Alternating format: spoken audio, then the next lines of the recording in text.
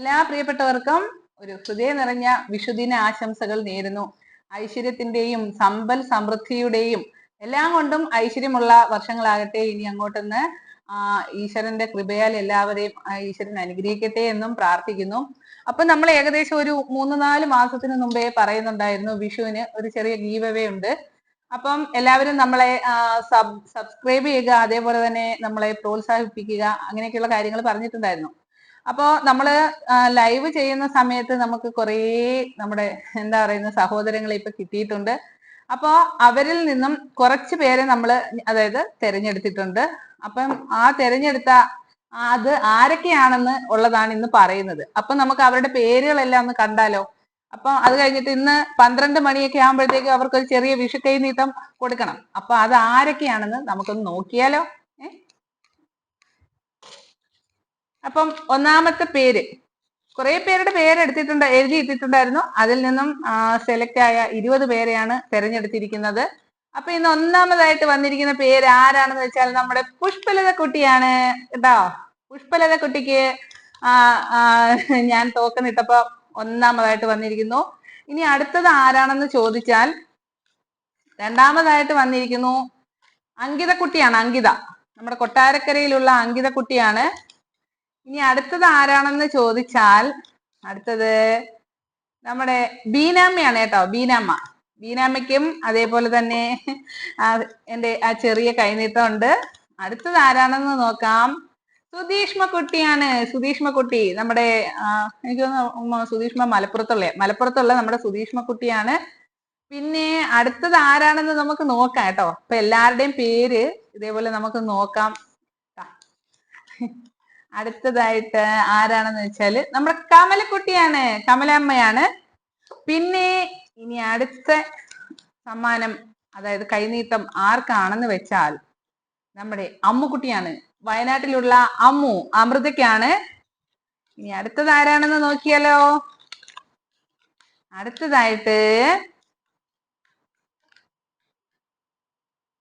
പാത്തുക്കുട്ടിയാണ് കേട്ടോ. പാത്തുക്കുട്ടി നമ്മുടെ മാംഗ്ലൂര് അതിന്റെ ആ ബോർഡറിലാണ് എന്നാണ് പറഞ്ഞത്. കാസർഗോഡ് കഴിഞ്ഞിട്ട് ആ മാംഗ്ലൂരിന് അടുത്താണ് നമ്മുടെ പാത്തു.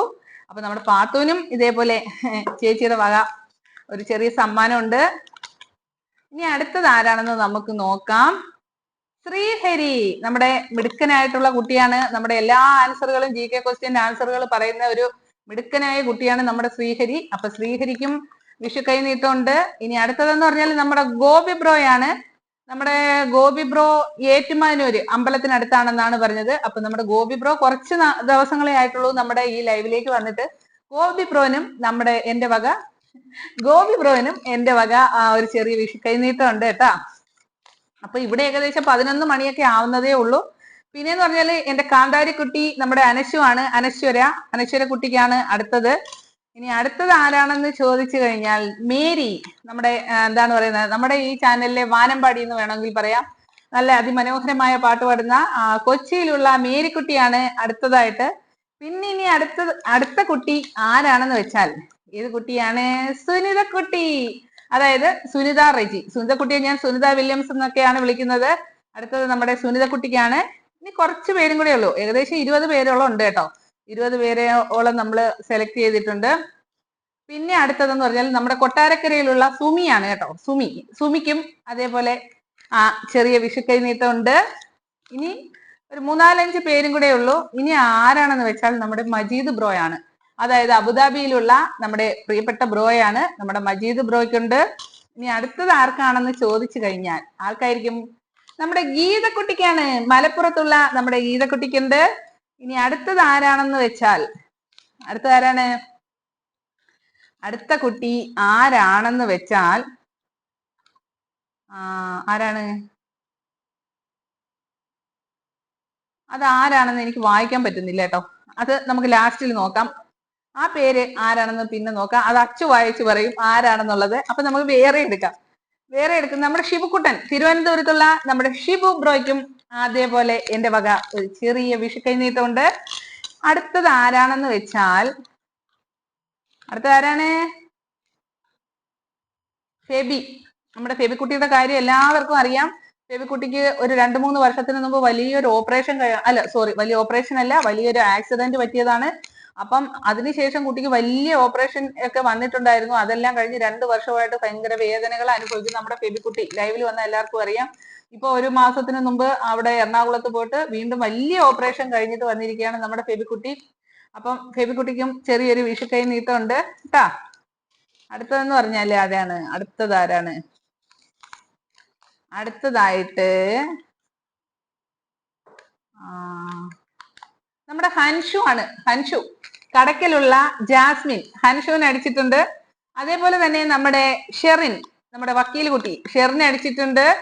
അതേപോലെ തന്നെ ഇതാരാണ് അച്ചു ഒന്ന് വായിച്ചേ, പേര് വായിച്ചേ, എന്താണെന്ന് വായിച്ചേ? ആണോ? നമ്മുടെ അച്ചുകുട്ടൻ എഴുതി വെച്ചിരിക്കുന്നതാണ് കേട്ടോ. അവര് നല്ല കർസീവ് റൈറ്റിംഗിലൊക്കെയല്ലേ എഴുതിയേക്കുന്നത്. അപ്പൊ നമ്മുടെ ശ്യാമക്കുട്ടി, അതായത് നമ്മുടെ കൊട്ടാരക്കരയിലുള്ള ശ്യാമക്കുട്ടിയുടെ കുട്ടിക്കും ഇതേപോലെ ചേച്ചിയുടെ വക ചെറിയൊരു വിഷു കൈ നീട്ടമുണ്ട്. പിന്നെന്ന് പറഞ്ഞാല് ശ്യാമക്കുട്ടിയുടെ മോള് ഇന്ന് അതിമനോഹരമായ ഞാനൊരു റീല് ചെയ്തിട്ടുണ്ടായിരുന്നു. അപ്പൊ അതെന്താണെന്ന് വെച്ചാൽ ഒരു സന്യാസിയുടെ വേഷത്തിൽ ഒരു പൂവിന്റെ അത് വെച്ചിട്ട് ചെയ്തതാണ്. അപ്പം ശ്യാമക്കുട്ടിയുടെ മോള് അതിമനോഹരമായിട്ടുള്ള ഒരു പടം വരച്ച് എനിക്ക് അത് അയച്ചു തന്നിട്ടുണ്ട്. അപ്പം ഇതിന്റെ അവസാനം ഏകദേശം അവസാനം ആകുമ്പോഴത്തേക്കും നിങ്ങൾ ഞാൻ ആ പടം കാണിച്ചു തരാം. ഇവിടെ എല്ലാവരെയും കാണിച്ചു, എല്ലാവർക്കും ഭയങ്കര ഇഷ്ടമായി. ആ കുട്ടി ഇപ്പൊ +2 എക്സാം എഴുതിയിട്ട് നിൽക്കുകയാണ്.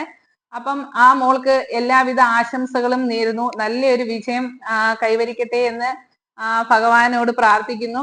അപ്പൊ നമുക്കിനി ആ കുട്ടി വരച്ച ആ പിക്ചറും കൂടെ ഒന്ന് കാണാം. ഓക്കെ, അപ്പൊ അത് ഞാൻ പോയി എടുത്തിട്ട് വരാം. അപ്പം പ്രിയപ്പെട്ടവരെ, ഇതേ നമ്മുടെ ശ്യാമക്കുട്ടിയുടെ, കൊട്ടാരക്കരയുള്ള ശ്യാമക്കുട്ടിയുടെ മോള് വരച്ച അതിമനോഹരമായ എന്റെ ഒരു ചിത്രമാണ്. ഉണ്ടോ? അപ്പം ഇവിടെ എല്ലാവർക്കും അത് ഇഷ്ടം. എന്താ അത് നല്ലൊരു ഒറിജിനാലിറ്റി ഉണ്ടായിരുന്നു കേട്ടോ.